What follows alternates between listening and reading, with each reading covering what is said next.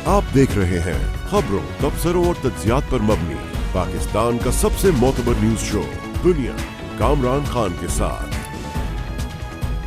अस्सलाम वालेकुम, मैं हूँ कामरान खान। वैसे तो सिंध में पाकिस्तान पीपल्स पार्टी की हुकूमत 15 साला हुकूमत की रुखसती और निगरां हुकूमत के क़याम को तकरीबन 2 माह हो चुके हैं, लेकिन ये जाने वाली पीपल्स पार्टी की हुकूमत जो 15 साल हुकूमत पर रही, सरकारी वारे न्यारे, सरकारी अय्याशियाँ छोड़ने के लिए तैयार नहीं है। वो मरात, वो अय्याशियाँ, वो सहूलतें, वो गाड़ियाँ, वो स्टाफ और वो दूसरी सहूलतें जो उनको वज़ीर की हैसियत से उन काबीना के वज़रा को और उनके मुशीरों को हासिल थी, वो आज भी हासिल है, वारे न्यारे जारी है। और दिलचस्प बात यह है कि निगरान हुकूमत ने कम अज़ कम 2 माह इस बात की परवाह भी नहीं की है। साबिक़ वज़रा और अरकान असेंबली अब भी सरकारी बंगलों और रेस्ट हाउसेज़ में मुकीम है, सरकारी रिहाइश है, MPA हॉस्टल में भी रह रहे हैं और अब भी बुलेट प्रूफ सरकारी गाड़ियाँ, लग्जरी गाड़ियों पर काबिज़ हैं। जबकि असर रसूख रखने वाले बाद साबिक़ अरकान काबीना के पास तो पूरा सिक्योरिटी प्रोटोकॉल मौजूद है। मोबाइल पुलिस की गाड़ियाँ इन साबिक़ वज़रा, इन सारी साबिक़ एहलकारों के आगे पीछे दौड़ रही हैं। वही तमतराक, वही प्रोटोकॉल, आगे पीछे दंदनाती पुलिस, मोबाइल का शाहाना अंदाज आज भी जारी है और ये सिंध में ही हो सकता है। माल मुफ्त है और दिल बेरहम है जो कि मुसलसल खजाने का खून चूस रहा है। सरकारी इमारात के मज़े लूटने वालों के खिलाफ इलेक्शन कमीशन बहरहाल हरकत में आया है और निगरान सिंध हुकूमत को याद दिलाया है, जगाया है। इलेक्शन कमीशन ने चीफ सेक्रेटरी सिंध को कल दूसरी बार खत लिखा। इलेक्शन कमीशन ने अपने खत में हिदायत की कि साबिक़ अरकान काबीना को बरात लेना निगरान हुकूमत के क़याम के बाद इलेक्शन कमीशन की गाइडलाइंस की खिलाफ वर्जी है और कानून की भी। इलेक्शन कमीशन से 1.5 माह कबल 15 अगस्त को भी इस हवाले से एक खत लिखा गया था, लेकिन उस पर भी कोई अमल दरामद नहीं हुआ। अब इलेक्शन कमीशन ने चीफ सेक्रेटरी और IG सिंध से 3 रोज़ में जवाब तलब करते हुए हुक्म दिया है कि सिंध काबीना के साबिक़ अरकान से सरकारी रिहाइश गाहें, सिक्योरिटी प्रोटोकॉल और मरात फ़ौरन वापस ली जाएँ। इलेक्शन कमीशन के अहकामात की रोशनी में services and general administration department ने सरकारी घर खाली करने के लिए साबिक़ वज़रा को नोटिस भी भेजे। खबरों के मुताबिक मुराद अली शाह काबीना के जिन साबिक़ वज़रा की सरकारी रिहाइश गाहें खाली करने और गाड़ियाँ वापस करने के नोटिस भेजे जा रहे हैं, उनमें मुतादिद साबिक़ वज़रा, मुतमव्विल सियासी घरवालों से ताल्लुक़ रखने वाले, लेकिन ताहाल सरकारी इमारात की बहती गंगा में ये तमाम लोग आज भी हाथ धो रहे हैं। इस सूरत हाल पर ताज़ा तरीन मालूमात हमें देंगे हमारे ब्यूरो चीफ कराची में तला हाशमी मौजूद है। बहुत बहुत शुक्रिया तला हाशमी साहब। ये बताइएगा कि ये बात अभी तक कंफर्म हो गई है सरकारी तौर पे कि ये जो काबीना थी साबिक़ सिंध में पीपल्स पार्टी की, उसके वज़रा, उसके मुशीरान वो सरकारी गाड़ी इस्तेमाल कर रहे हैं, सरकारी घरों में रह रहे हैं, वही अय्याशियाँ, वही प्रोटोकॉल, वही सरकारी सरपरस्ती वो आज भी जारी है और निगरान हुकूमत को इसकी कोई परवाह नहीं थी? जी बिल्कुल कामरान साहब, इस सिलसिले में जो नोटिस लिया है वो इलेक्शन कमीशन ऑफ पाकिस्तान ने लिया है और इस्लामाबाद से ये ख़त लिखा गया है और जो ख़त में बताया गया है कि जो सिक्योरिटी एहलकार हैं वो अभी भी जो वज़रा हैं उनके तैनात हैं और बाद जो ऐसे सरकारी एहलकार अभी भी उनकी जगह वहाँ पे मौजूद हैं, उनकी सिक्योरिटी कर रहे हैं, उनके साथ स्कॉट्स मौजूद है। और जो मेरी बात हुई है, जो मुझे कंफर्म किया है सरकारी सतह पे, वो ये है कि जो 17 गुज़िश्ता दौरे हुकूमत के जो 17 काबीना के अरकान थे जो कि बाकायदा मिनिस्टर से वो, उसके बाद जो स्पेशल असिस्टेंट से वो और जो एडवाइज़र थे वो तमाम के तमाम को सिक्योरिटी अलॉट की गई थी। और पुलिस के जो कागज़ हैं उसके मुताबिक तकरीबन 200-250 से ज़ायद जो पुलिस एहलकार हैं वो इस पर तैनात थे। 25 से ज़ायद जो सरकारी गाड़ियाँ हैं जो कि पुलिस मोबाइल्स हैं वो उस पर तैनात थी। अब जो सरकारी मौक़िफ़ है वो ये है कि पहले जो इनकी तैनाती थी वो हर वज़रा के साथ एक सिक्योरिटी प्रोटोकॉल के लिए स्कॉट और तकरीबन 10 पुलिस एहलकार उनके साथ तैनात है जो कि उनके घरों पर भी पहरा दे रहे थे और उनके साथ स्कॉट में भी चलते थे। इसके अलावा जो एडवाइज़र से उनको कम अज़ कम हर एडवाइज़र को 2 पुलिस एहलकार फराम किए गए थे और जो वो मुआवनीन खुसूसी जिनका दर्जा सूबाई वज़ीर के बराबर था उनको भी 10 पुलिस एहलकार दिए गए थे। अब जो सरकारी सतह पे हुकाम है वो ये बताते हैं कि उसको बहरहाल कम किया गया है, ये उनका दावा है कि कम कर दिया गया है, लेकिन अभी भी हर जो साबिक़ वज़ीर है उसके साथ 1 पुलिस मोबाइल और 5 पुलिस एहलकार मौजूद हैं और ये भी एक बड़ी तादाद बनती है क्योंकि 17 वज़ीर थे और बाज़ ऐसे हैं जिनके पास मोबाइल ख़राब हुई है तो उन्होंने वापस किया है। जिनकी मोबाइलें ठीक हैं वो पुलिस स्कॉट्स उनके साथ ही हैं। अच्छा, और ये जो इस पर बताएं कि मैंने जो इनके पास सरकारी रिहाइश गाहें थी और जो सरकारी दूसरी मरात थी, सरकारी रिहाइश गाह में तो सरकारी पेट्रोल भी होता है, माफ़ कीजिएगा, सरकारी बिजली भी होती है, सरकारी गैस भी होती है और दूसरा सरकारी निज़ाम भी होता है, वो भी क्या जारी सारी था? जी बिल्कुल, अभी तक बाज़ ऐसे साबिक वज़रा भी हैं और जो बाज़ हुकूमती शख्सियात हैं वो अभी तक मौजूद है अपने घरों में, और SNGAD की जानिब से ये खतूत लिखना शुरू हुए हैं। और अब ये खतूत जो जारी हुए हैं, ये गुज़िश्ता रोज़ जो इलेक्शन कमीशन ऑफ पाकिस्तान ने इस्लामाबाद से चीफ सेक्रेटरी सिंध को ख़त लिखा है, तो उसके बाद ये हलचल हुई है। लेकिन ऐसा नहीं है कि सिर्फ इसी दफ़ा हुआ हो, क्योंकि ज़ाहिर है बहुत सारे ऐसे लोग हैं जो सरकारी गाड़ियाँ हैं, सरकारी अफसरान हैं, ये तो गुजरा हैं, जो इवन जो सरकारी अफसरान हैं जो इवन रिटायर्ड हो गए हैं, वो भी बाज़ लोग अपने घरों में मौजूद हैं, उनके पास गाड़ियाँ अभी तक मौजूद हैं, फ्यूल कार्ड अभी तक मौजूद हैं। तो बहुत सारी ऐसी चीज़ें हैं जो कि अभी तक हैं। और अब इस पर जब ये एक्शन लिया है इलेक्शन कमीशन ऑफ पाकिस्तान ने, तो अब ये खतूत लिखना इनको शुरू हुए हैं। तो ये जो निगरान हुकूमत है, ये तो बुनियादी तौर पर उसकी जिम्मेदारी है। ये तमाम असासे हैं, सरकारी असासे हैं, ये गाड़ियाँ हुई, ये रिहाइश हुई, ये तमाम रेस्ट हाउसेस हुए जो भी, और फिर ये हुकूमती रिसोर्सेज हैं, ये जो पुलिस की गाड़ियाँ हैं, मोबाइल्स हैं, 200 एहलकार हैं, इनकी एक एक आदमी की हमारे ख़जाने से लाख लाख 1.5 लाख रुपए तनख्वाह है। तो ये कैसे उन लोगों की जो कि हुकूमत में नहीं है, जो जा चुके हैं और जो आज है, उनकी भी वो हिफाजत कर रहे हैं? तो आफ्टर ऑल ये निज़ाम कैसे चल रहा है और निगरान हुकूमत और निगरान वज़ीर आला को इसकी परवाह नहीं है? कामरान साहब, इस सिलसिले में जो मेरी ऑफिशियल से बात हुई वो बताते हैं कि इस सिलसिले में अब थ्रेट एक थ्रेट असेसमेंट कमेटी है, और वो थ्रेट असेसमेंट कमेटी का इजलास है नेक्स्ट जो कमिंग वीक है इसमें होगा। और इसकी इजलास की जो सदारत है वो कमिश्नर कराची करेंगे, क्योंकि वो इसके सरबराह हैं, और जायज़ा लिया जाएगा कि किन किन ऐसे साबिक वज़ीर हैं जिनको बहरहाल ख़तरात मौजूद हैं और जिनको जो जेनुइन ख़तरात हैं लाहक, उनको जो है वो सिक्योरिटी दी जाएगी। उनके पास जो सिक्योरिटी एहलकार हैं या जो सिक्योरिटी प्रोटोकॉल है वो उनके पास रहेगा, और जो बाकी जो इस कैटेगरी में फॉल नहीं करते उनसे ले लिया जाएगा। लेकिन ये भी नेक्स्ट वीक में होगा।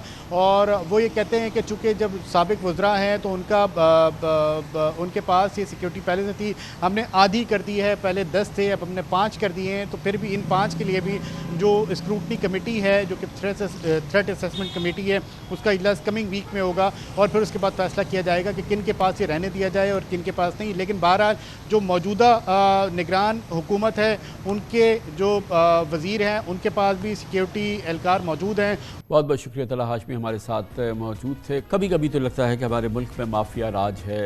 एक वाक़या हो, एक मामला हो तो आपके सामने रखे। ये भी आपने बात सुनी और अब आप सुन लीजिए। M6 मोटरवे, हैदराबाद से सक्खर मोटरवे बननी है, M6 मोटरवे, इसके लिए ज़मीन एक्वायर होनी थी, और ये एक बहुत बड़ा स्कैंडल हमने इसी प्रोग्राम में रासफाश किया था कि ज़मीनें एक्वायर करने वाले अमले ने, डिप्टी कमिश्नर, उनके सियासी सरपरस्तों ने और उनके फ्रंटमैनों ने 5 अरब रुपए की ज़मीनें एक्वायर करना दिखाई, और उसके बाद वो सारा कैश 5 अरब रुपए अपने घरों को मुंतकिल कर दिया। और ये इस तरह से ये एक बहुत बड़ा स्कैंडल हुआ है M6 मोटरवे का। और अब पता चला है कि वो उसमें से 3 अरब रुपए कम से कम नैब ने हासिल कर लिए हैं, वापस उनको वागुजार करा लिया है। अभी भी 2 अरब रुपयों की वागुजारी होना बाकी है, और इस दौरान भी बड़े ज़बरदस्त इंकशाफात हुए जो आपके सामने रखते हैं छोटे से वक्फे के बाद।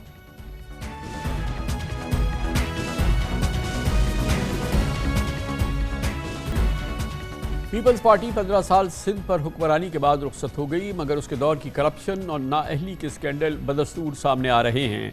ऐसा ही एक scandal Hyderabad Sukkur motorway M6 मंसूबे से मुताल्लिक है। यह हम इस प्रोग्राम में आपके सामने इस पूरे स्कैंडल को सामने रख चुके हैं। इसमें ज़मीन की खरीदारी 15 अरब 23 करोड़ रुपए में से 5 अरब 70 करोड़ रुपए खुर्द बुर्द कर लिए गए थे। इस करप्शन के हवाले से ताज़ा तरीन पेशरफ में नैब कराची ने मुल्ज़मान से 3 अरब 60 करोड़ रुपए वसूल करने का दावा किया है। नैब रिपोर्ट के मुताबिक इस रकम में से तकरीबन 2.5 अरब रुपए ज़िला नौशहर फ़रोज़ से ताल्लुक़ रखने वाले सिर्फ एक मुल्ज़िम आशिक हुसैन से प्ली बारगेन और ज़ब्तशुदा अमलाक की मद में वसूल हुए। आशिक हुसैन वैसे तो एक रिटायर्ड क्लर्क था, मगर दरअसल ये सिंध पर 15 साल हुक्मरानी करने वाले बाअसर सियासतदानों का फ्रंट मैन था। दिलचस्प बात यह है कि इस फ्रॉड के असल करता धरता ताहाल किसी इदारे की पकड़ में नहीं आए हैं। दरअसल M6 मंसूबे के तहत NHA को सक्खर हैदराबाद मोटरवे के लिए 7,500 एकड़ ज़मीन दरकार थी। इस ज़मीन की खरीदारी की जिम्मेदारी मंसूबे के रूट पर आने वाले सिंध के 7 अजला के डिप्टी कमिश्नर्स को सौंपी गई। ज़मीन की खरीदारी के लिए वफाकी हुकूमत ने सक्खर, खैरपुर, नशर फरोज, बेनज़ीराबाद, मटियाली, हैदराबाद और जाम शोर के डिप्टी कमिश्नर्स के सरकारी बैंक अकाउंट्स में 2 साल पहले 15 अरब 23 करोड़ रुपए मुंतकिल किए।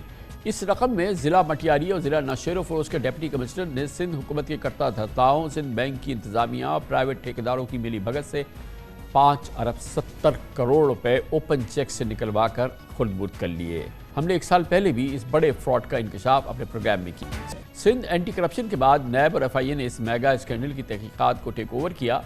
11 माह पहले फ्रॉड के मरकजी किरदार डिप्टी कमिश्नर मटियारी अदनान रशीद और असिस्टेंट कमिश्नर मंसूर अब्बासी को गिरफ्तार करके उनके घर से 42 करोड़ रुपए बरामद भी कर लिए गए। इसी के साथ एक रेफरेंस भी नैब अदालत हैदराबाद में दायर किया गया, जबकि स्कैंडल का दूसरा मरकजी किरदार साबिक deputy commissioner Nausher furrows Tashfeen आलम एक बरस से मुल्क से फरार है, जिसे वफाकी हुकूमत ने नौकरी से निकाल भी दिया है। अब नैब का दावा है कि मुकदमे के 9 मुलजमान से 3 अरब 60 करोड़ रुपए वसूल हो चुके हैं। रिपोर्ट के मुताबिक मुलजमान ने इतराफ़ जुर्म करते हुए नैब से 1 अरब 30 करोड़ रुपए की प्ली बार्गेन की, जबकि मुलजमान की 1 अरब 21 करोड़ 73 लाख रुपए मालियत की अमलाक जब्त की गई और इसी के साथ 1 अरब 8 करोड़ रुपए नकद मुलजमान से बरामद हुए। हैरान कुन तौर पर साबिक वज़ीर आज़म शहबाज शरीफ ने इस स्कैंडलाइज मनसूबे का पिछले साल 13 दिसंबर को संगे बुनियाद भी रखा था, ताहम 10 माह गुजरने के बावजूद ताहाल मंसूबे पर काम शुरू नहीं हुआ है। इस पूरी सूरत हाल में बात करते हैं। हमारे साथ मौजूद है हमारे नुमाइंदे खुसूसी इख्तियार खोकर। बहुत बहुत शुक्रिया इख्तियार खोकर साहब।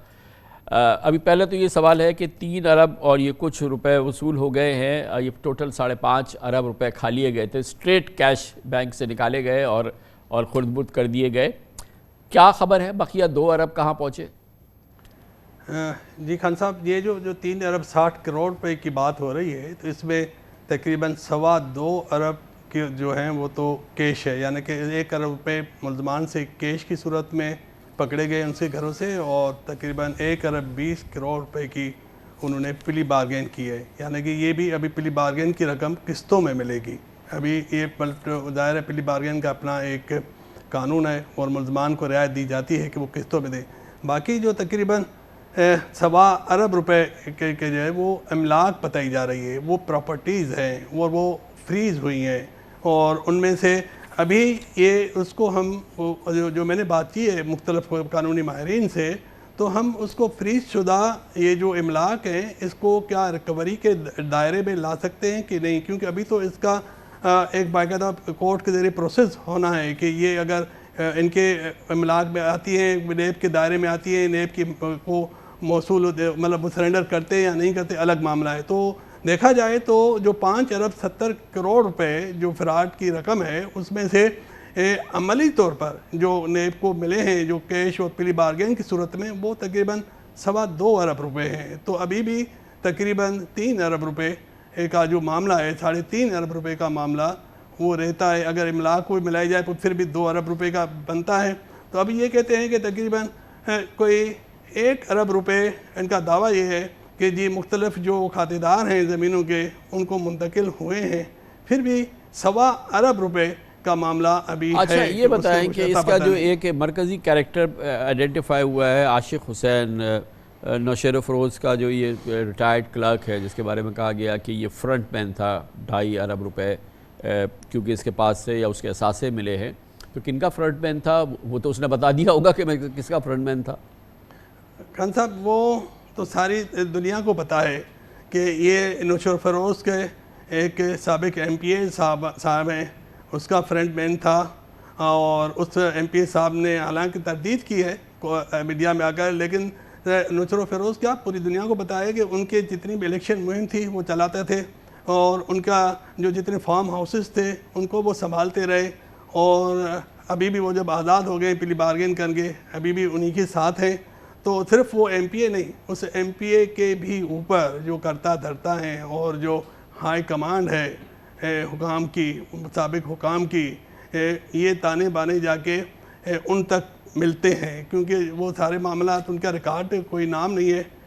अच्छा ये बताएं कि अब जिस तरह की इन्वेस्टिगेशन हुई जिस तरह से चीज़ें सामने आई, मुल्ज़मान आइडेंटिफाई हो गए, कुछ पकड़े गए, कुछ पता चल गया, तो ये पूरे स्कैंडल के हर किरदार के चेहरे से पर्दा उठ गया है। हर चीज़ से बिल्कुल मिनवन जैसे हुई है वैसे आया है। कब किसने क्या किया, किसने क्या, एक डिप्टी कमिश्नर भाग गया है ताशफीन आलम, एक पकड़ा गया है, ये एक एक चीज़ अब पता चल गई है। तो अब उस हवाले से ये जो पूरे स्कैंडल के चेहरे हैं, इनके खिलाफ क्या कार्रवाई हुई? अब इसमें 1-1.5 अरब रुपए वैसे भी मिसिंग है, जो अभी हमने गिने हैं उसमें 1-1.5 अरब रुपए और भी मिसिंग है, वो भी कहीं पहुँचे हैं ना? जी खान साहब, अभी ये जो रेफरेंस है अभी ये मटियारी का है। अभी इसका एक सप्लीमेंट्री रेफरेंस जो है नुशर फिरोज़ का आना है, और हुकाम का ये कहना है कि अभी उनको उम्मीद है कि और भी प्ली बार्गेन्स होंगी और भी पैसे आएंगे। लेकिन असल मामला ये है कि इस सारे मामले में असल जो करता धरता है, इस स्कैंडल के पीछे असल जो मुजरम है, जो असल बड़े लोग हैं, उनको बचाया जा रहा है। अब एक क्लार्क आशिक हुसैन कलेरी, वो 2.5 अरब रुपए वो कहाँ से लाया? 2.5 अरब रुपए एक डिप्टी कमिश्नर अगर कोई फ्रॉड करता है तो वो 2.5 अरब रुपए एक रिटायर्ड क्लार्क को क्यों देगा उस फ्रॉड की रकम में से? तो असल, और उसके अलावा मटियारी से एक पीरजादा साहब नेब के गिरफ्त में हैं, उन्होंने 3.25 करोड़ रुपए उनसे नकद मिले हैं। उनका दाना बाना भी हालांकि एक सियासी ख़ानदान से बताया जा रहा है, पुराना, वो भी आलम आश्कार है, मशहूर है। तो असल मामला ये है कि अब इस सारे मामले को हशप किया जा रहा है ताकि असल जो लोग हैं, असल जो मुल्ज़मान हैं, असल जो इस स्कैंडल के पीछे जो जितने बड़े लोग थे, उन सब को बचाने की पूरी कोशिश हो रही है। अब मसला ये है कि क्या ये जो ज़मीन के लिए जो पैसे थे, अब अभी तक तो NHA वाले कह रहे हैं कि जी नेब से हमें पैसे मुंतकिल नहीं हुए। तो अब सवाल ये पैदा होता है कि ये मंसूबा जो अभी तक शुरू नहीं हुआ वो कब शुरू होगा? क्योंकि उनका ये कहना है कि जी ज़मीन की पोजीशन तो मिल गई है, लेकिन अभी अदायगियाँ होनी है। अब जैसे मटियारी में अदायगी होनी है, लेकिन उनके पास पैसे नहीं है। अब NHA वाले कह रहे हैं कि जी ये पैसे सिंध गवर्नमेंट अदा करे, सिंध गवर्नमेंट वाले कह रहे हैं कि जी हम पैसे नहीं देंगे। तो ये मामलात अभी तक अटके हुए हैं कि, और इसका नतीजा ज़ाहिर है इस मंसूबे को भुगतना पड़ेगा। बहुत बहुत शुक्रिया अख्तर खोकर हमारे साथ मौजूद थे। कमर्शियल ब्रेक के दौरान न्यूज़ हेडलाइन देखें, जिसके बाद हम अपने प्रोग्राम के बाकी हिस्से के साथ वापस आते हैं।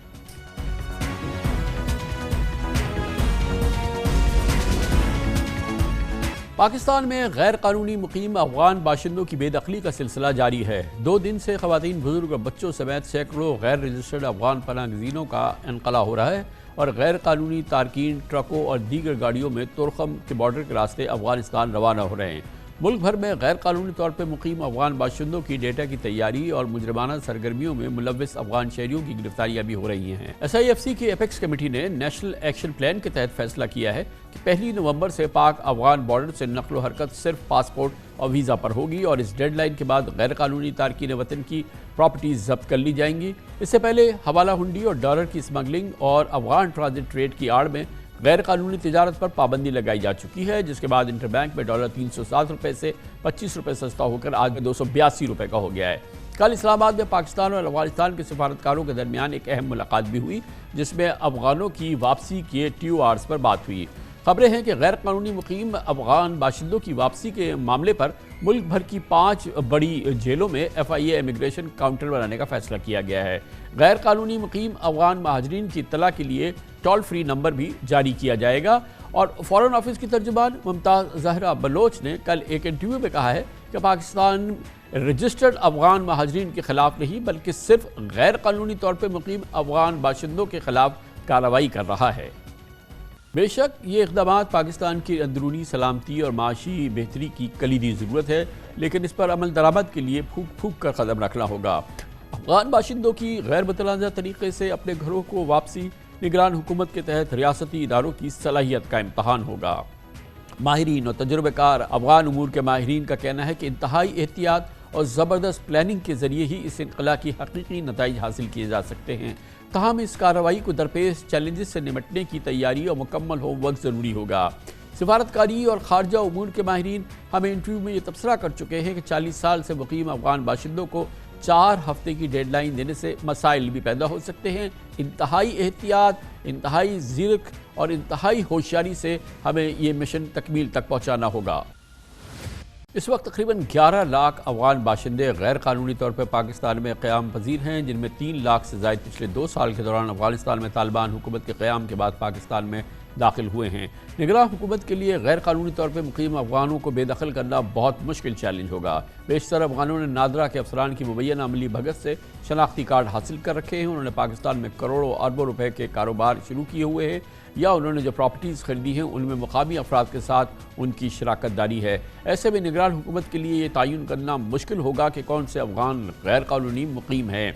गोया कि एक बहुत बड़ा चैलेंज है जो कि हमारे सामने खड़ा है, मगर बहरहाल पाकिस्तान की अंदरूनी सलामती और पाकिस्तान की माशी बेहतरी इस बात का तकाजा करती है कि इस गैर कानूनी क़याम को, इस गैर कानूनी लाखों बल्कि दसियों लाखों गैर मुल्कियों को, जिसमें अफगान सबसे ज़्यादा हैं, बहरहाल कोई भी मुल्क इतनी बड़ी तादाद में गैर मुल्कियों को अपने मुल्क में रहने की इजाज़त नहीं दे सकता। और पाकिस्तान जैसा मुल्क जो कि माशी चैलेंजेस का मुकाबला कर रहा है, वो बिल्कुल इस किस्म के चैलेंज को नबरदाज़मा होने के लिए उसके लिए बहुत मुश्किल सूरत हाल होगी। और दूसरी जानिब अफगानिस्तान से दहशतगर्दी के जो ख़तरात हैं वो मुसलसल बढ़ते जा रहे हैं। एक कमर्शियल ब्रेक, उसके बाद जिक्र करते हैं पाकिस्तान स्मगलर्स की जन्नत, स्मगलिंग का हेवन, और इसकी कोई हद शुमार नहीं है। एक तो है स्मगलिंग जो कि स्मगलिंग होती है, लेकिन उसके बावजूद रेगुलर ट्रेड के अंदर भी पाकिस्तान को जो चूना लगता है उसकी कोई मिसाल नहीं है। ताज़ा तरीन स्कैंडल सामने आया है, solar panel scandal. Solar panel के नाम पे मुल्क के अंदर सोलर पैनल इम्पोर्ट किए गए और हैवीएस्ट उसमें ओवर इनवॉइसिंग की गई, जिसके ज़रिए यहाँ से तकरीबन 70 अरब रुपए की फ़ॉरेन एक्सचेंज पाकिस्तान से बाहर भेज दी गई। और जो सोलर पैनल आए वो तकरीबन 30 अरब रुपए के थे। इस तरह से एक मैसिव की, और ये 70 अरब रुपए के सोलर पैनल 2 कमरों पर मुश्तमिल 2 कंपनियों ने, जिनका पेशावर में ऑफिस था, उन्होंने ये किया और उसके बाद ये सब हाथ झाड़ के गायब हो गए। FBI ने कहा हमें तो पता ही नहीं था, मगर अब हमने FIR दर्ज कर ली है। ये तमाशा, इसकी तफसीलात आपको देंगे छोटे से वक्फे के बाद।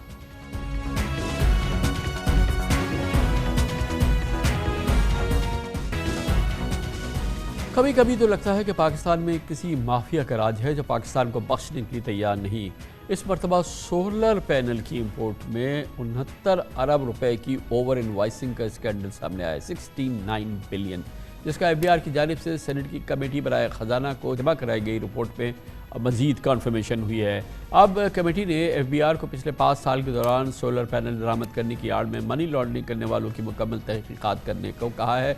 गोया कि जैसे कि FBI मुंतज़िर थी कि उसे कोई कहे तो वो 70 अरब रुपए की मनी लॉन्ड्रिंग सोलर पैनल की आड़ में की जाने की तहकीकात शुरू करेगी। ये सब कुछ FBI की नाक तले हुआ है। अरबों रुपए की चोरी होती रही और इदारे को मालूम ही नहीं चला, या फिर पूरे निज़ाम की मिली भगत ने ही इस स्कैंडल को जन्म दिया। FBI के मुताबिक पिछले साल अक्टूबर में इदारे ने सोलर पैनल इंपोर्ट करने वाली कंपनीज का ऑडिट किया, जिसके दौरान 63 इम्पोर्टर्स ओवर इनवॉइसिंग में मुलव्वस पाए गए।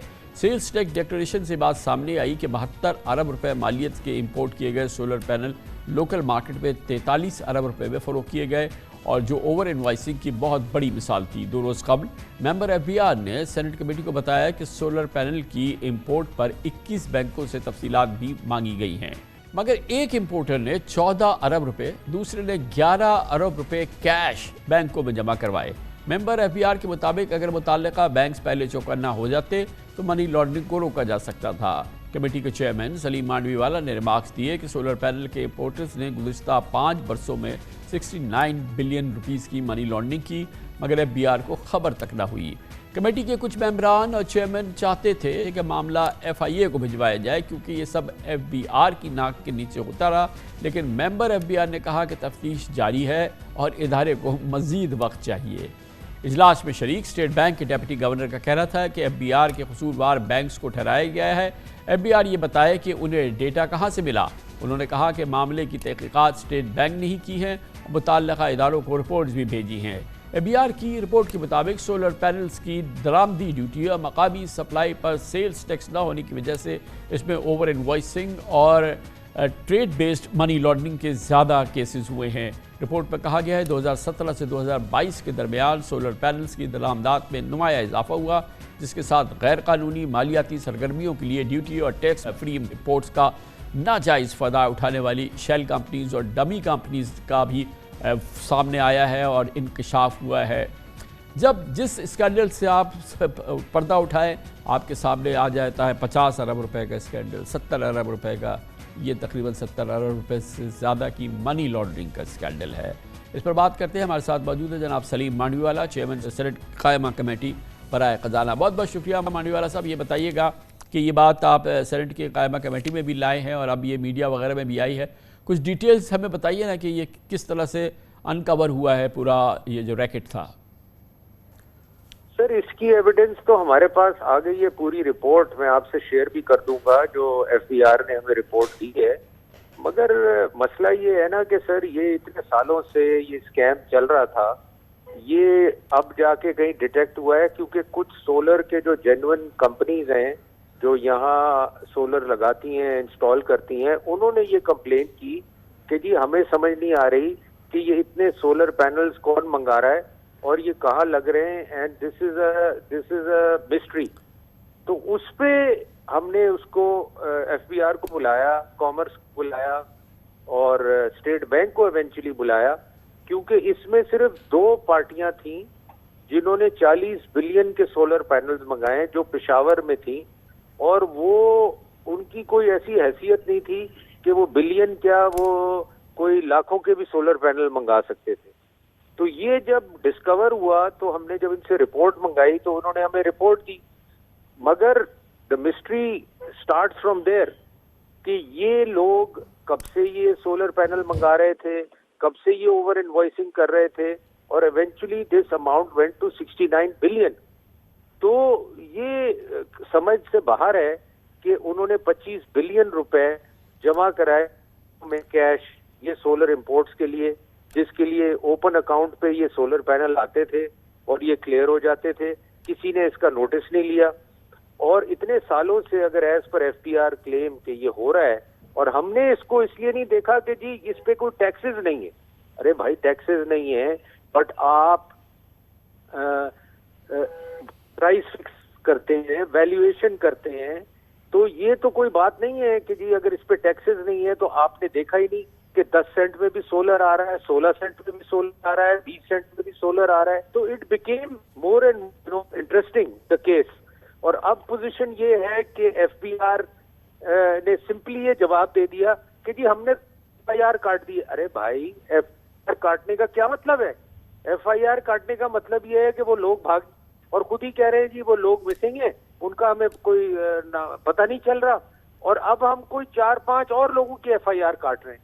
तो मतलब इट सीम्स लाइक के this is not being done just by 2 people. लेकिन फिर भी देखे ना मांडवीवाला साहब कि ये कोई छोटी मोटी तो इंपोर्ट्स नहीं हुई ना, इसमें 69 बिलियन इन्वॉल्व है, 2 कंपनीज, शेल कंपनीज, और इससे पहले भी हम कई बार देख चुके हैं कि एक कमरे का दफ्तर होता है, वहाँ से इतना बड़े ऑपरेशंस हो रहे होते हैं। ये पेशावर के 2 कमरों में मुहित 2 कंपनीज़ हैं, इतनी बड़ी इंपोर्ट कर रही हैं, इतनी बड़ी तादाद में ये सोलर पैनल्स आ रहे हैं। ठीक है इसमें टैक्सेस नहीं हैं, लेकिन बहरहाल एक एफबीआर डिटरमिन तो कर सकता है कि कितनी प्राइस हो सकती है, क्योंकि उसकी एक इनवॉइस तो बन रही है, और उस इनवॉइस के लिहाज से फिर यहाँ से ऑब्वियसली फॉरेन एक्सचेंज जा रहा था, और इस ह्यूज क्वांटिटी में यहाँ से फॉरेन एक्सचेंज गया है। तो कोई निज़ाम नहीं है ना स्टेट बैंक में, ना एफबीआर में, ना किसी और इदारे में कि ये इस तरह का आउटफ्लो हो रहा है फॉरेन एक्सचेंज का, और एक ऐसी कंपनी कर रही है जिसका कि शायद कोई वजूद नहीं है या कोई निज़ाम नहीं है जो डिटरमिन करे कि किस किस्म की कंपनी है। और ये कैसे हो सकता है कि पूरा निज़ाम जो है वो इस मिली भगत का शिकार नहीं हो, और अगर नहीं है तो और इसको नहीं पकड़ा गया तो वो भी तो एक जुर्म से कम नहीं है। मैंने उनको ये पूछा, वो मेंबर कस्टम मौजूद थी, मैंने उनको कहा आपने अपने लोगों के खिलाफ क्या एक्शन लिया है? कोई एक्शन नहीं। और फिर कहती हैं कि जी मैं खुद इन्वेस्टिगेट करूंगी। हमने एफआईए वालों को भी बुलाया, क्योंकि कुछ इसमें एसटीआर, इसमें स्टेट बैंक भी सो रही थी और एफएमयू यूनिट भी सो रहा था, क्योंकि 25 बिलियन आप और मैं जमा कराने जाते हैं 5 लाख रुपए, तो बैंक पूछता है भाई कहाँ से लेके आए हो? तो ये 25 बिलियन जमा हो गया कैश, किसी ने नहीं पूछा, किसी बैंक ने नहीं पूछा, ये कैसे हो सकता है? तो this seems to me like which was being done, और इसमें काफी लोग इन्वॉल्व हैं। अब ये it requires, obviously committee is not a investigating agency, तो जब तक इसको कोई प्रॉपरली इन्वेस्टिगेट नहीं करेगा, और हमने एफआईए को बुलाया कि जी आप इन्वेस्टिगेट करें, तो एफआईए ने कहा जी आप हमें ऑफिशियली बोले, तो उस पे कस्टम ने ऑब्जेक्ट किया। उन्होंने कहा नहीं जी पहले हमें कर लेने दें। भाई आप क्या करेंगे? अब तो खुद कह रहे हैं कि ये 4-5 साल से हो रहा है। अच्छा, और इसकी एजिंग भी हमारे पास कोई नहीं है कि भाई कितना सोलर किस साल में कितना इंपोर्ट हुआ है और किस प्राइसिंग पे इंपोर्ट हुआ है। तो ये तो बड़ा ही एक जिसको कह ले प्लान्ड किस्म का स्कैम है, और इसको तो मतलब प्रॉपर एक इन्वेस्टिगेशन करने की जरूरत है to find out who are the real culprits. क्योंकि मैं नहीं समझता कि ये 2 लोग जो हैं एक्चुअल इंपोर्टर्स हैं, और 2 लोग जो हैं इन्होंने ये स्ट्रेटजी बनाई है कि जी पाकिस्तान से पैसे कैसे बाहर लेके जाएं।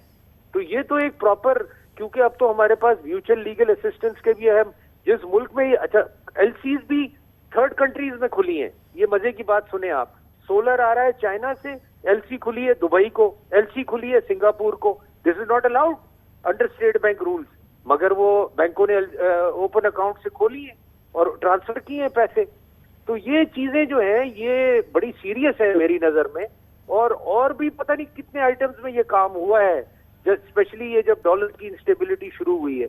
तो अब हम इसको आगे चल के देखते हैं, अगर कस्टम नहीं करता तो ये हर हालत में हमें किसी एजेंसी को देना पड़ेगा कि इसकी एक्चुअल इन्वेस्टिगेशन करके दें और हमें निकाल के दें जी who are the real culprits.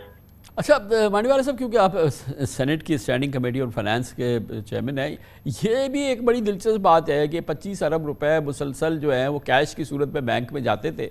एक कंपनी लेके जाती थी और वो कैश जमा कराती थी और उसके थ्रू वो एलसीज खुलवाती थी, और इस तरह से ये 25 अरब रुपए कैश जो थे वो एक ओवर इन्वॉइस्ड ट्रेड के लिए वो इस्तेमाल हुए, जिसको कि अब ट्रेड बेस्ड मनी लॉन्ड्रिंग कह रहे हैं। लेकिन हमारे निज़ाम में केवाईसी या कोई एक आम कस्टमर जाता है तो उसकी तो खाल उतार देते हैं, मगर ये अरबों रुपए के जा रहे थे तो उसका कोई पूछने वाला नहीं था। दूसरी जानिब ये इंपोर्ट्स चल रही थी, इस हैविली ओवर इन्वॉइस्ड इंपोर्ट्स की पे एफबीआर के माथे पे कोई शिकन नहीं आ रही थी। मैं तो समझ रहा हूँ जैसे कोई इस मुल्क में कोई पूछने वाला ही नहीं है। मतलब इतनी बड़ा इंपोर्ट हो गई, भाई आपको सोचना चाहिए। और अब आफ्टर हमारे कहने पे अब स्टेट बैंक ने सोलर की एलसीआं रोक दी। अब क्या फायदा भाई? अब तो जो होना था वो हो गया। ना आपने नोटिस किया, ना कस्टम ने नोटिस किया, ना किसी और एजेंसी ने नोटिस किया, और धड़ाधड़ ये पैनल आते रहे हैं। और क्योंकि जिन लोगों ने मुझे कंप्लेन की ना, उनको समझ नहीं आ रही थी कि ये सोलर पैनल कैसे आ रहे हैं और ये कैसे बिक रहे हैं मार्केट में। वो उनको ये कंफ्यूजन थी, हमें तो कॉस्ट नहीं आ रही इतनी, तो ये कैसे आ रहे हैं और ये मार्केट में सस्ते बिक रहे हैं। तो the real reason was to take the money out of Pakistan. It was not the import of solar panels. Solar panels बिक जाते थे उनके मार्केट में और पैसे उनके बाहर चले जाते थे ओवर इनवॉइस करके। और ये एक मैकेनिज्म बाकायदा बनाया गया कि बाहर पैसे कैसे भेजे जाएं पाकिस्तान से on the official banking rate. अच्छा, फिर ये भी तो देखना है मांडीवाला साहब कि ये जो मोडस ऑपरेंडाई है कि इस किस्म की import, trade based import heavily over invoice कर दें, जो कि कोई नई बात तो नहीं है। ये हमारे यहाँ ट्रेड में बहुत ही एक अफसोस की बात है कि मामूल का अमल है। अभी हम ये रिन्यूएबल की बात कर रहे हैं, सोलर पैनल्स की बात कर रहे हैं, विंड पावर के लिए भी तो बहुत इंपोर्ट्स हुई है ना। और दूसरी जो इस किस्म की इंपोर्ट्स है जिसमें कि बहुत ही मैसिव ओवर इन्वॉइसिंग हुई होगी और ट्रेड बेस्ड बड़ी मैसिव मनी लॉन्ड्रिंग हुई होगी, इसका तो पूरे का हमें जायजा लेना होगा।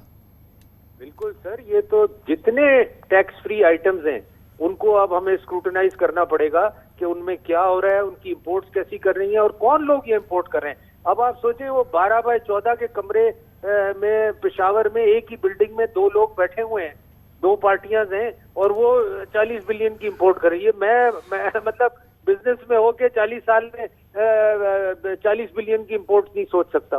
तो ये तो मतलब it's like a highway robbery. मतलब ये क्या हो रहा है? और वो आगे से दे आर रिलैक्स कि जी हमने तो एफआईआर काट दी। अरे भाई अब क्या बातें कर रहे हैं आप, एफआईआर काट दी? मतलब ये तो उनका एक तरीका है एक सिचुएशन को डिफ्लेक्ट करने का। और ये जी ये तो मैटर सब जुडिस हो गया है, अब आप इसको ना छेड़ें। ये क्या मजाक है भाई? मतलब this is just trying to hoodwink and trying to tell the committee कि जी आप बस इसको अब इस मैटर को ना उठाएं। बहुत बहुत शुक्रिया सलीम मांडवी वाला साहब। यही तो बात है कि ये मामला सब जुडिस हो गया, इस मामले की FIR हो गई, अल्लाह अल्लाह खैर से अल्लाह हो जाए, ख़त्म हो गई बात। और यही मामला है और इसी तरह से हम मट्टी पाए जा रहे हैं और 70 अरब रुपए की मनी लॉन्ड्रिंग हो रही है। अब हम जिक्र करते हैं रिटेल सेक्टर जिस पर कोई टैक्स नहीं है। निगरान हुकूमत कहती है कि अब वो कोशिश करेगी कि उसको टैक्स नेट के अंदर लाया जाए। इससे पहले कोशिश हुई थी शहबाज शरीफ हुकूमत में, मिफ्ता इस्माइल ने मुख्तसर सा टैक्स लगा दिया था दुकानदारों पे। मरीम नवाज़ ने फौरी तौर पर ट्वीट की और इस पूरे सेक्टर को इस टैक्स की गिरफ्त से छुड़ा दिया। अब देखते हैं निगरान हुकूमत जिसका कोई सियासी इंटरेस्ट नहीं है, क्या वो ये टैक्स लगा पाएगी। एक और कोशिश हो रही है पाकिस्तान के टैक्स निज़ाम में टैक्स बेस को बढ़ाने की। इसकी बात करते हैं छोटे से वक्फे के बाद।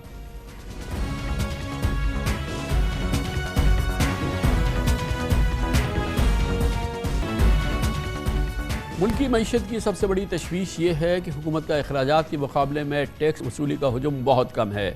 माशी माहिरीन से लेकर IMF तक सब पाकिस्तान को ज़राअत आमदन, रियल इस्टेट और रिटेल सेक्टर को टैक्स नेट में लाने की तजवीज़ देते हैं ताकि FBR के टैक्स नेट में इजाफा हो सके और टैक्स कलेक्शन का हुजूम बढ़ सके। निगरां हुकूमत अगर ये कलीदी कौमी फरीज़ा अंजाम दे तो पूरी कौम शुक्रगुजार होगी। फ़िलहाल ख़बरें हैं कि निगरां हुकूमत ने कम अज़ कम रिटेल सेक्टर को टैक्स नेट में लाने का फ़ैसला किया है। इत्तलात हैं कि FBR मुल्क भर में रिटेलर्स पर उनकी दुकानों के साइज़ की बुनियाद पर फ़िक्स टैक्स आयद करने के लिए मुख्तलिफ ऑप्शंस देख रहा है और दुकानदारों पे 1000 से 5000 रुपये माहाना तक के टैक्स की इस वक्त तजवीज़ है। FBR शहरी और देही इलाकों में छोटे ताजरों और दुकानदारों से बिजली के बिलों के ज़रिए टैक्स की वसूली के बजाय नई फ़िक्स टैक्स स्कीम पर गौर कर रहा है। बताया गया है कि इस हवाले से निगरां हुकूमत को किसी नए कानून की ज़रूरत नहीं होगी, ना ही टैक्स कवानीन में तरमीम के लिए असम्बली का इंतज़ार होगा।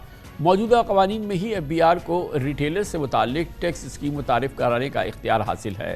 ताहम ये देखना होगा कि आया निगरां हुकूमत ताजरों के दबाव का सामना कर पाती है या माजी में वो सियासी हुकूमतें जिनको वोटों की फ़िक्र ज़्यादा होती है, माशी बीमारियों को दूर करने की फ़िक्र कम होती है और वो ताजरों के दबाव में आकर मुल्क की मफाद में ये फ़ैसले बदल देते हैं और ये रिटेल सेक्टर को टैक्स करने की काविशें इसीलिए मुतअद्दिद बार नाकाम हुई हैं। पिछले महीने निगरां वज़ीर ख़जाना डॉक्टर शमशाद अख्तर ने टैक्स नेट में इजाफा न होने का ज़िम्मेदार FBR को करार देते हुए कहा कि हमेशा हर हुकूमत टैक्स देने वालों पर ही मज़ीद टैक्स आयद करती है और साथ ही उन्होंने वेस्टेड इंटरेस्ट रखने वालों को भी इसका कसूरवार करार दिया। साबिक PDM हुकूमत के वज़ीर ख़जाना डॉक्टर मिफ्ता इस्माइल ने पिछले साल जून में रिटेलर्स पर सिर्फ 3000 माहाना टैक्स आयद किया था, लेकिन इससे नून लीग को अपना वोट बैंक ख़तरे में लगा और नून लीग ने पाकिस्तान के मफादात पर पार्टी मफादात को बज़ाहिर फ़ौक़ियत दी। मरीम नवाज़ ने ट्वीट की और वज़ीर ख़जाना को रिटेल सेक्टर पर लगाया गया टैक्स वापस लेने के लिए कहा गया और फिर ऐसे ही हुआ।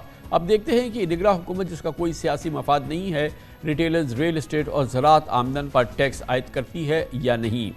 कितना आसान कितना मुश्किल होगा ये हम पूछते हैं। हमारे साथ मौजूद हैं पाकिस्तान में टैक्स उमूर के मुस्तनद माहिर जनाब अशफाक तोला, साबिक चेयरमैन भी है reforms and resource mobilisation commission के।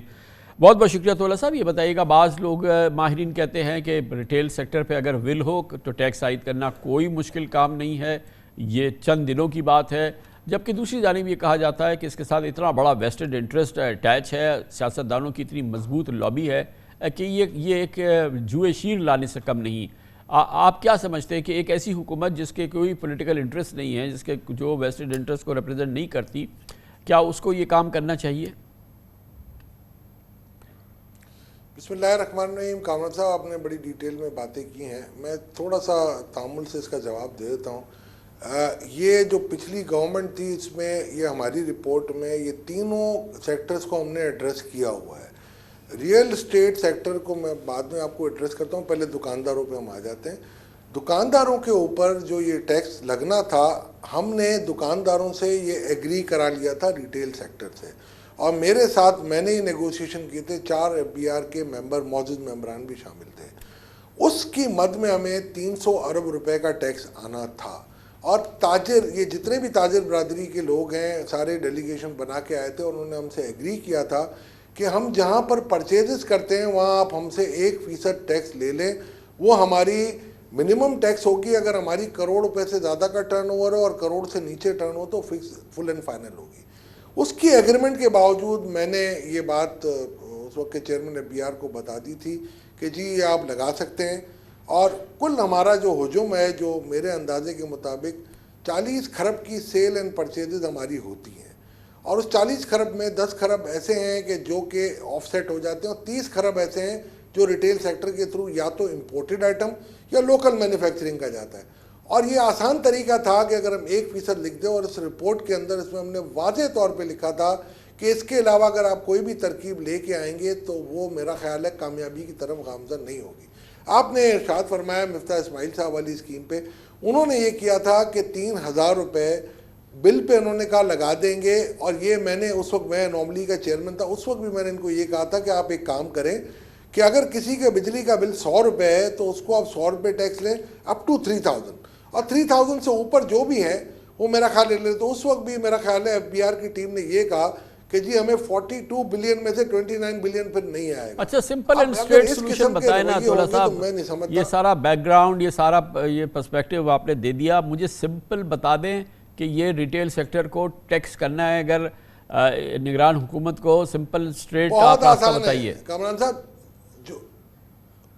साहब जो बहुत आसान तरीका है, जो हमने लिखा है वो, जिस पे वो एग्री कर चुके हैं, 1% जितनी भी इनकी परचेजेज हैं आप उन पे लगा दें, आपको आराम से 50 से 60 नहीं 100 से 150 अरब। तो ये जो सारी परचेजेज हैं ये डॉक्यूमेंटेड हैं तौला साहब, ये जो परचेजेज हैं ये डॉक्यूमेंटेड हैं, ट्रैकेबल है, उसमें कोई हमें मुसीबत तो नहीं होगी? बिल्कुल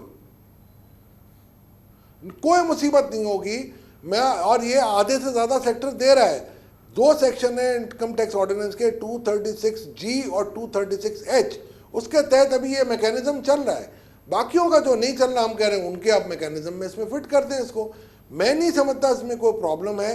प्रॉब्लम हमारे रवैयों में, अगर आप ये कहते हैं ना फिक्स टैक्स स्कीम, 2016 की रिपोर्ट पढ़ लें टैक्स रिफॉर्म्स कमीशन की, मगर ये बताए ना कि ये जो कहा जाता है कि ताजिर ये कहते हैं कि आप हमें फेस टू फेस FBR या इनकम टैक्स या इन टैक्सेस वालों से बचाएं, हमसे महीने के आखिर में आप ले लिया करें, जो भी आप एक तयन कर दें कि ये है, वो सिंपल एंड स्ट्रेट वो आपको दे देंगे, और वो आपका वसूली भी आसान होगी और उनके लिए भी आसान अमल है। क्यों ना हम एक बिल्कुल सिंपल आसान तरीक़ा कार तजवीज़ करें? कामरान साहब, ये मुरवजा तरीका जो मैंने आपको बताया है ऑलरेडी मौजूद है सिस्टम के अंदर, और अगर आप इससे काम करेंगे तो आपके सेल्स टैक्स की डॉक्यूमेंटेशन भी इम्प्रूव हो जाएगी और ताजरों को तंग भी नहीं कीजिए। छोटे ताजरों का जो सबसे बड़ा मसला है, जिनकी टर्नओवर 1 करोड़ से कम है, उनके लिए ये वैसे ही फुल एंड फाइनल हमने रखी थी ताकि उनको कोई हैसल ना हो। मेन मसला सबसे बड़ा जो आ रहा था, FBR अगर ये कोई फिक्स टैक्स स्कीम लाती है, जो माजी में भी हम 1992 से ला चुके हैं, और ये कभी भी इम्प्लीमेंट नहीं होती है। ये सिर्फ सेक्शन 99 के तहत ये लाना चाह रहे हैं, वो चार्जिंग सेक्शन मेरे हिसाब से नहीं है। और अगर लेके भी आएंगे तो 3 दफ़ा हम ये ट्राई कर चुके हैं। वो वही सर मीर साहब वाला शेर है, मीर क्या सादे हैं कि बीमार हुए जिसके सबब उसी अत्तार के लड़के से दवा लेते हैं। फिर बार बार आप वही चीज़ दोहराएंगे, बार बार वही गलतियाँ होंगी, और इनका स्पेन सिर्फ 3 या 4 महीने है। तो कोई ऐसी चीज़ अगर आप तजर्बा करेंगे जो माजी में फेल हो चुका है, आप कहाँ से? सर हमने ताजरों के लिए 0.25% पे एमनेस्टी स्कीम लाए थे, IMF से मैं खुद अप्रूव करा के लाया था अरुण अख्तर साहब के साथ, वो भी नहीं चलने दी गई। तो मैं ये समझता हूँ कि ऐसी चीज़ लेके आए जो कानून के अंदर मौजूद है और जिसका वजूद ऐसा हो कि जो पहले एप्लीकेबल हो चुकी है और एक्सेप्टेबल हो चुकी है। बहुत बहुत शुक्रिया जनाब अशफाक़ुल्लाह हमारे साथ थे। इसके साथ ही हमारे आज के प्रोग्राम का अख्ताम होता है। सैटरडे संडे की हफ्तेवार तातील रहती है। पीर तक के लिए इजाज़त। अल्लाह हाफ़िज़।